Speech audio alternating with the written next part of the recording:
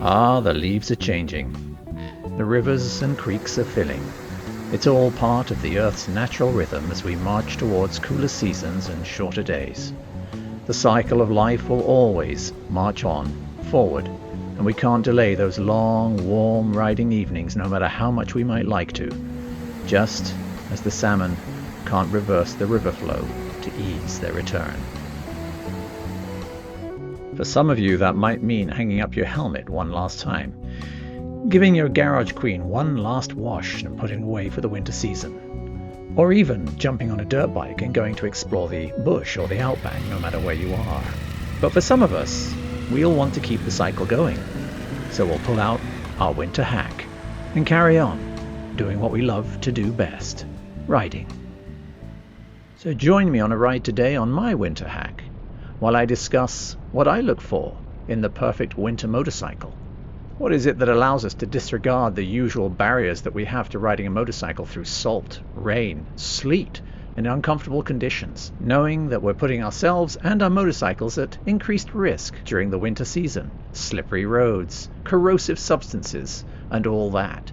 And while we ride and discuss the criteria that makes the perfect winter motorcycle, we'll be heading towards the salmon who are returning to the rivers to make some very tough decisions in order to continue their cycle.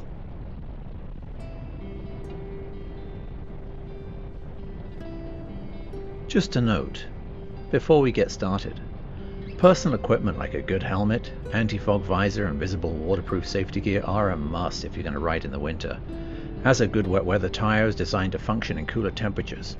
But this is not the point of this video.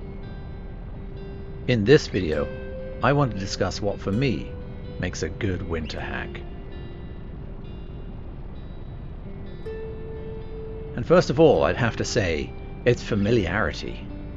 Getting familiar with a bike before riding it, in what can be marginal conditions, is a good idea, and I'm very familiar with my winter bike. I've had the V-Strom 1000 since 2016, and I've nearly 50,000 kilometers on it. So for me, the controls, the handling, the engine's power and the response, the fueling, the brakes and the clutch are all very predictable. The indicators, dip switch and horn fall naturally to my hand. I've developed a muscle memory, so riding this bike is second nature to me. And that's good, because in tougher conditions, I'll need more focus on the road around me and the drivers who are not expecting to see a motorcycle. They can't see me as easily in their fogged up cages, restrictive winter coats, and on dark winter evenings. Sand and gravel may have been used with salt to combat a cold snap a few days ago. I want to be focused enough to see that without worrying about how to operate my bike.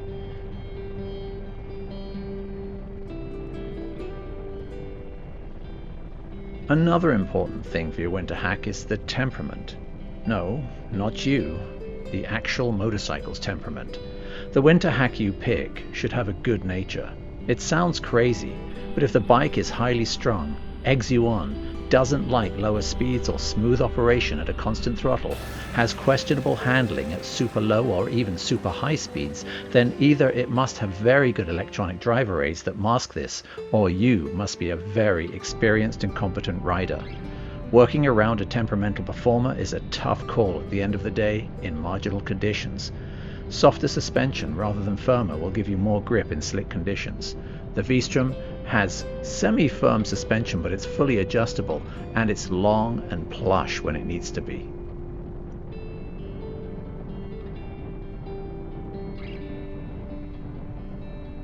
Of course, any winter bike has to be comfortable. Safety is important, and you're not safe unless you're comfortable and at ease. The whole point is to enjoy the ride, at least for me. If you can't see the road ahead because of a poor headlight during your dark commute, water on your visor, or work the controls because of cold hands, uncomfortable vibrations and a snatchy throttle, then you're not likely enjoying the experience. My winter bike has heated grips, although heated gloves work well as well. The bike should have some form of weather shielding or a fairing to keep as much weather off you and your visor as possible. The stock windshield on the V-Strom was terrible, and I replaced it with one that has no buffeting and gives me good protection. I can move the shield to suit the conditions, higher for more wind, rain protection, lower for less glare and better visibility in marginal conditions. Roads degrade in the winter, so long travel suspension like on a tall rounder or an ADV bike is a real plus, giving you more control and less fatigue.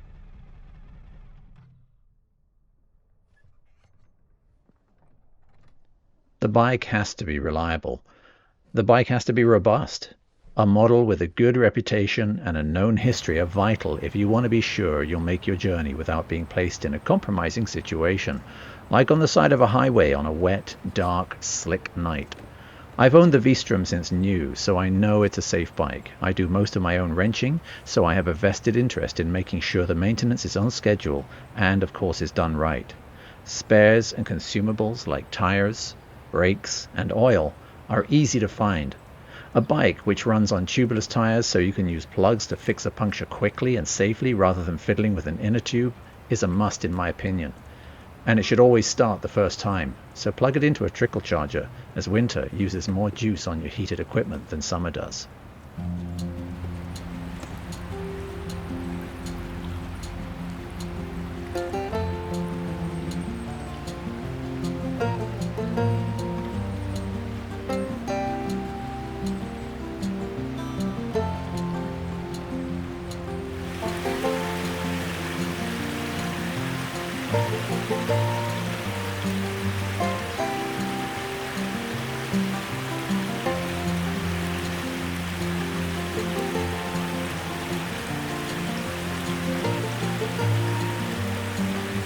Age is always a testy one. The age or era of the bike can be important. If you're someone who relies on ABS, traction control, or just likes the comfort of knowing that they're there, there's nothing wrong with that. Bikes from the last 10 years or so then are a must for you. But that doesn't mean older bikes can't be great winter hacks. I've seen plenty out there.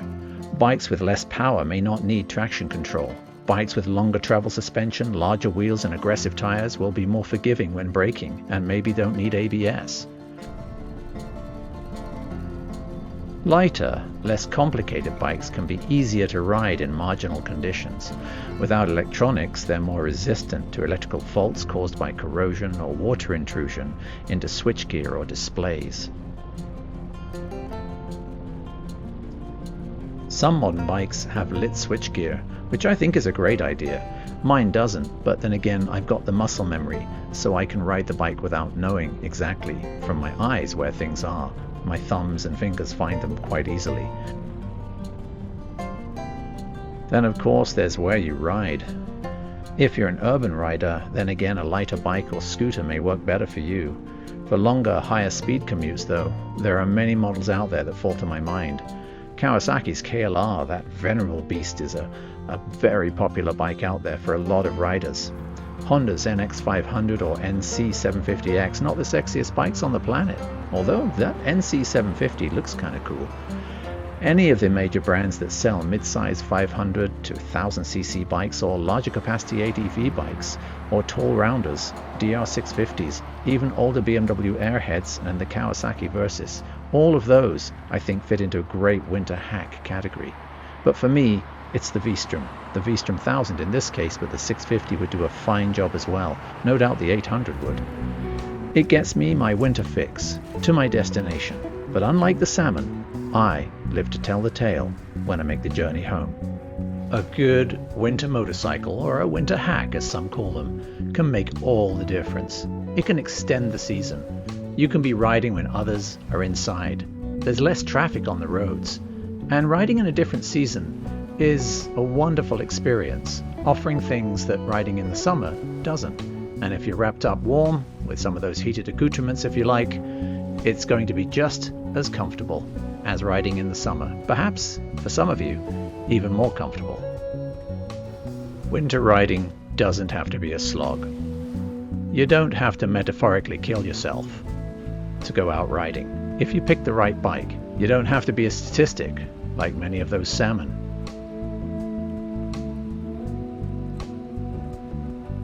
If you pick the right bike.